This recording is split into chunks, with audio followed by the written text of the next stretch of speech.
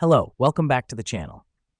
Today we're diving straight into a full 2025 guide on how to plan your retirement using Notion. First up, let's set up a new page in Notion dedicated to your retirement planning. This is where you'll have all your financial information, goals, and progress in one place. The reason we do this is to keep our retirement plan organized and easily accessible. Now that we've done that, it's time to create four main sections on this page: income, savings, investments, and goals.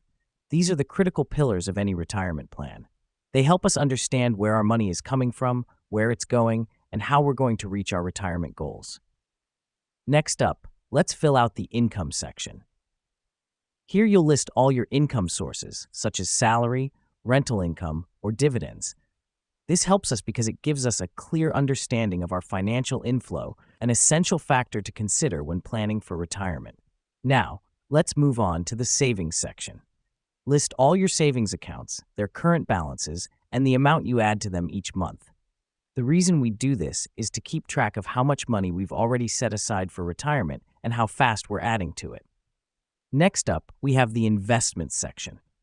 This is where you'll record your investment portfolio, stocks, bonds, real estate, or any other assets. This helps us because it allows us to see how our investments are performing and how they contribute to our retirement plan.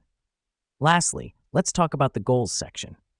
Here, you'll list your retirement goals, like the age you want to retire, the lifestyle you hope to have, and the amount of money you need to achieve it. Let me explain why this matters. It gives us a target to aim for and helps us measure our progress towards that target. Make sure you regularly update these sections to keep your retirement plan accurate and up to date. And that's it. Now you know how to plan your retirement with Notion. This tool will help you manage your finances, keep track of your progress, and hopefully achieve your retirement goals. Thank you for watching, and see you in the next tutorial.